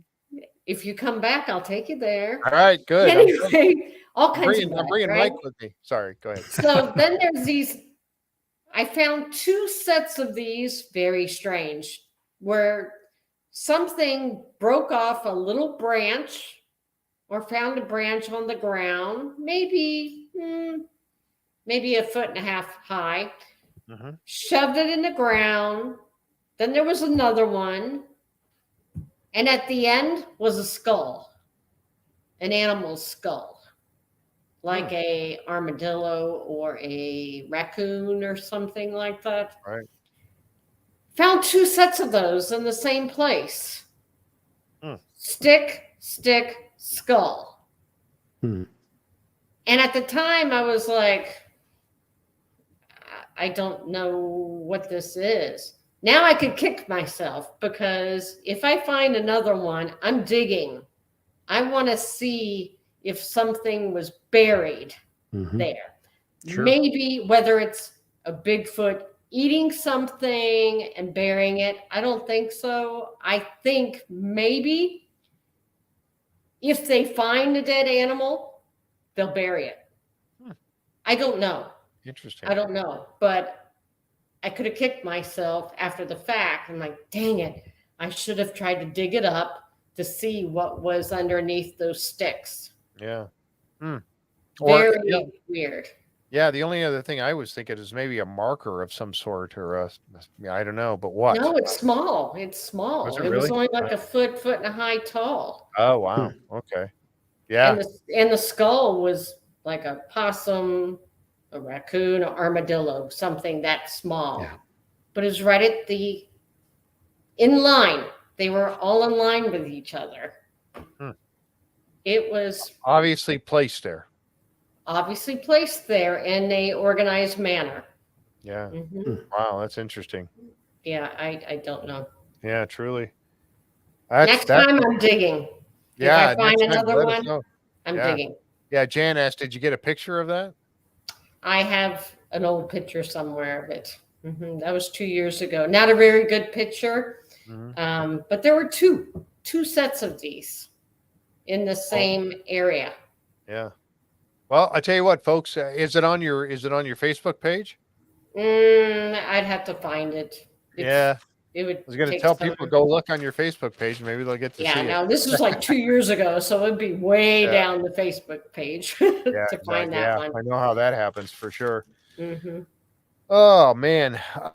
So yeah, quite an episode that that they had here. One of the things at the end that I thought was really, really cool was that they found a I was talking about that the tree structure with all those rocks in it, but also the fact that they got together with Jane Goodall, or Mireya did. She had an interview with Jane Goodall, and she knows her, and you got to meet her too, I guess, which would be really, really cool for me. I would love to have that happen, and we'll let you talk about that here in just a second. But Jane had said something that I think goes for anybody that wants to research this. And I'm going to read this real quick. It'll only take a second, but this is something that Jane Goodall had said that rings to me so profoundly. And this is what it was. It said, don't go out to prove or disprove a theory. Be open to new things and not have a narrow viewpoint, and you will see more and understand more.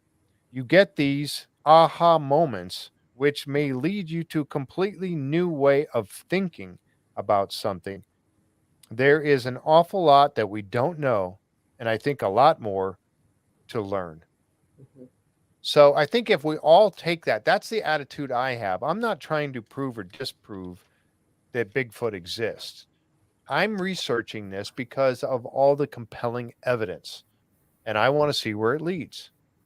And if it leads me to say, okay, yep, there's a Bigfoot, great, then I proved it. If it turns out that I still don't have any proof of it, but I'm going to follow the trail and look for evidence and continue the research, talking to people like Marie, who's been out in the field many times, and Mike, who has studied this to the nth degree. And as Mike said, you both have kind of agreed, there are no experts in this field. Nope. Everyone is still learning. So approach it with an open mind. And try to, you should go into any investigation that way, whether it's Bigfoot, aliens, or anything. It doesn't matter what it is. That's something that Eric Bard talks about quite a bit at Skinwalker Ranch. Right. I'm not here to prove or disprove. I'm here to observe. Yeah. And that's a scientific process. I mean, you collect data, then you come up with a hypothesis or a theory, and you throw the data at it and see if it holds up or not. If you go out to prove or disprove a theory, you will. And that muddies the water. That's why you don't do it that way. You collect the data, get as much data as you can, then you come up with theories of what may be going on and see if the data supports that theory. Otherwise, you're leading the witness, essentially, is what she's saying. So that's some pretty neat stuff. Yeah, for sure. You can't discount things. Right. We're out researching. We're researching Bigfoot, okay? Skunkapes, Bigfoots, whatever. And we have encountered paranormal activity out there. And we can't discount that and say, oh, that's something else that has nothing to do with Bigfoot, because it may. Right. We don't know, but you have to keep an open mind about all of this, no matter how woo-woo it may be or weird. we don't know that much about Bigfoot. Personally, I think Bigfoots have some kind of special natural ability. That's just me, whether it's a natural ability to cloak itself, to just do whatever. Supernatural abilities, maybe. I mean, we've captured EVPs while we're running audio out in the woods. I had something say my name on an EVP. Wow. Yeah. Oh, wow. So I don't know what it is. Could it be associated with Bigfoot? Sure, it could. We don't know. Nobody knows. But we can't discount it and say, oh, well, that's paranormal, that's ghost, that's something different. Because you just got to keep an open mind, keep that in the back of your head. And, we don't know. And continue searching. But you can't control the outcome. If you're discounting things, you're controlling the outcome, which that's nothing. You got to take it all into account, no matter how weird it is. That's my opinion. Mm-hmm. Yep. And it's kind of like an archaeologist. You talk to, here I go back to talking about archaeologist and the curse of Oak Island. You talk to someone like Laird Niven, and I've had him on the show, and Dr. Aaron Taylor, who I've also had on the show. And you talk to these guys and you ask them about that. They don't go into an archaeology, to a project with a preconceived notion of what they're going to find. Mm-hmm. They go in, they open up the ground, they start to search, and they pick out the pieces that they're finding to put together the puzzle of what they can make of it. That's what they go into. They don't go looking. You talk to somebody like Laird or one of those. Are you looking for treasure? No, I'm not a treasure hunter. I am somebody who's surveying the ground, digging up, finding evidence, and will hopefully come to a conclusion based upon the evidence we find. So it's the same kind of thinking. So anyway, I thought, what was your final thoughts on this season? I thought season 3, and Mike, you told me before I ever went to Phenomicon, and it's Mike's fault that I'm doing all this, by the way, because when we were talking, doing our Skinwalker Ranch stuff prior to my going to Phenomicon, and he said, you gotta at least do yourself the favor of talking to Russell, Mireya, Ronnie, and just see what you think. Jeff Meldrum, who was there, collect this information and just see what you think. So I did. Yeah. And I came out of it going, okay, I got to look into this because of their backgrounds, because of, you got Russell as a survivalist who is like me. He has never seen anything. Well, now he probably has now, but he's a skeptic who is trying to gather evidence. Mireya is a primatologist who knows what she's looking for, but she is a total skeptic on Bigfoot. Mm-hmm. And you see her roll her eyes at Ronnie sometimes because Ronnie is one, you hear that wood knock, well, that's Bigfoot, Yeah. But they have built a team of people together with fantastic backgrounds and educated people who are doing this research, and Bryce too, not to throw him out of this, but he's doing this as well. And he's more the technical side. So that's what I love about this show. I think season 3 was the best one so far. Absolutely. Can't wait for season 4. What's your thoughts? Absolutely. And they even say season 4 is even better. Yeah. Russell did. he was hyped up about it coming out when we had him on the show. Yeah. Yeah, I can't wait.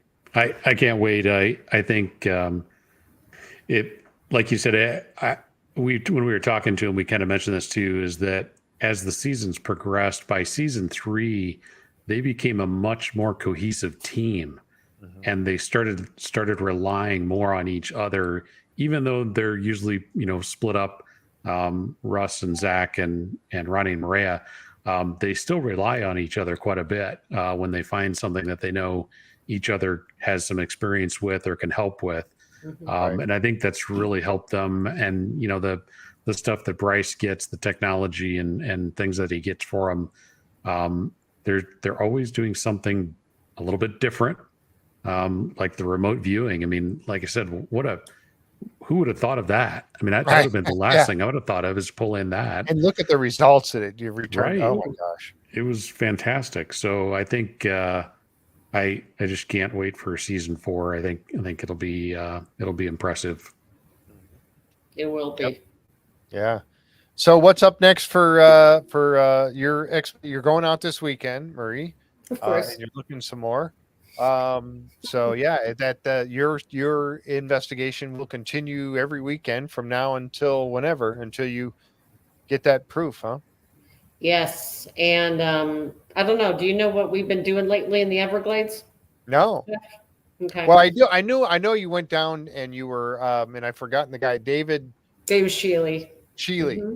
I know you went down. I watched the video of the guys trying to. Shealy has a video of what he says was a Bigfoot running, Skunkape running across an area quite a ways away from him, and I've seen it, and it's very compelling, but people are going, oh, it's a guy in a suit. Well, tell us what you think about all that. So people are like, oh, it's just a Bigfoot running, just a guy in a suit running through grass. Well, it's the Everglades. The Everglades is called the River of Grass.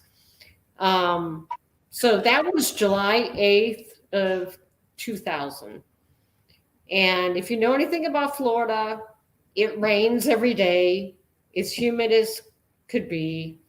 So the Everglades is flooded that time of year. There's at least 2 feet of water there. And of course, it's like 1,000,000 degrees and mosquitoes everywhere. So his video, he was out there and he's been not investigating the area. He basically did 6 months worth of research in this one particular spot. And one day he hears something in the trees, and then he sees this skunk ape walking out from the trees, a hammock, because they're like clusters, like islands of trees. Right. So then when it hits the grass, it's walking and then it starts running. And so that is sawgrass. That is not prairie grass. Sawgrass can be up to here, and it is razor sharp. It'll cut you. And it's very thick. So my team and I, we've been going out to the Everglades down to his place to do reenactments to try and prove whether, for us to prove whether it was fake or real or whatever. So we've done a couple reenactments. And right now it's the dry season there. So it's dried up. There's some puddles, some mud around, but it's the dry season. And so team member Mike and Chris tried to run. They couldn't run it. They could not run. They could only walk through it because the sawgrass is at least a foot and a half thick. So your foot gets in there, it gets caught up in the grass, and you can't easily pull it out to take the next step. So they could not run at all. And then a month later, I brought a friend down who is a trail runner who's used to running in terrain. He's a long distance trail runner. Had him try to do it. He's 6'3". And so you have to simulate the movement of the Bigfoot, the skunk ape. He's swinging his arms while he's walking and running through the grass. So Thomas was out there trying to run through the grass without tripping and falling and remembering to move his arms. And he could run at times, but mostly it was run, walk, because he couldn't consistently run because of how deep the sawgrass was. And that's in the dry season. Yeah. That wasn't in July when there was water to contend with. Yeah. Didn't David say that he heard the sploosh, sploosh, sploosh of the feet? Yeah, he could hear the splooshing. Yeah. And it was running as fast as a deer when it started running. And sorry, no man in a suit, personally, I don't think. a man in a suit could run through 2 feet of water, through the sawgrass, not trip on a gator, a stump, whatever, a hole, whatever is out there that you can't see. And not have a heart attack. And not have a heart attack and die. And the full video is 7 minutes long. Yeah. But what you find on Really? YouTube is a 2-minute video. It's a shorter version. So that's what we're putting together, like a little film to a side-by-side comparison so you could see. And this was the dry season. We couldn't do it in the dry season. Yeah. So, where can people check this out? Well, it hasn't been released yet. We're still working on putting the information together because we have some data about the weather that time of year, how much waterfall, rainfall, the temperature. So we're collecting this data to put with it. You're doing your due diligence. Yeah, do the due diligence. And people think, it's a hoax. It was fake. It's just a guy in a suit running in grass. No, that's not what the Everglades is. Yeah. Wow. That's really compelling. Mm-hmm. So let us know. And I'm assuming this will be something that folks can check out on your Facebook group page. Okay. Yes, it'll be on Facebook and YouTube when we do post it. That's awesome. That really is. I tell you that. And I saw, like I said, I saw the reenactment that was done at some point, and I saw the original at least part of the original footage. And it's, I cannot see that a person in a suit was capable of doing what I witnessed in that video. I really don't believe so. These guys could not do it with their normal clothes on in the dry season. And Mike is pretty well fit. I mean, I was out in the woods with him. I saw him. He's a fit guy, younger guy, and if he couldn't do it, and and I remember him talking about it when I interviewed you guys there at the picnic table, and he said, I was dying out there. They were dying. Yeah. It was like it was like high 80s at the time. Plus, you're in the sun and it's so much hotter there because you're in a tropical climate. Yeah. And it's just murder there. But we couldn't do it in the dry season. Yep. All right. Very last question. Then we're going to wrap it up. Marie, is the swamp ape the apex hunter there? Probably not. No. If you've ever been in the Everglades, people always laugh at me when I say this. Everything is out to kill you out there. Right? You got gators, giant crocodiles. You got Burmese pythons, other killer snakes, moccasins. There's even a poisonous tree that's out there. You got all kinds of poisonous snakes and skunkape. You got the Florida panther. Everything is out to kill you out there and eat you. And so a lot of the reports about the skunk ape, swamp ape, is they're very aggressive. Well, they have to be aggressive because everything's out to kill you out there. You're going to survive. You're going to learn to survive with all of that going on too. There's a lot. There's just gators galore. Yeah, just one of many apex predators. Correct. One of many. They're all apex predators. Yeah. Wow. Mm-hmm. And Kat said, and you're going out alone? Yes, I do. He's crazy like that. Yeah. Well, I tell you what, folks, this has been fantastic. And we are now anticipating the start of season 4 of Expedition Bigfoot from Alaska. We're just waiting to see what happens. We really hope that comes out soon. As far as I know, Russell was on, and he did say that as soon as they find out, they'll let us know. But when they find out, it'll probably be about the same time everyone finds out, and it'll start being announced. But we are waiting for it. And when it does come out, excuse me, when it does come out, we're going to be talking about it right here on this show. We're going to talk about every single episode. We're going to break it down.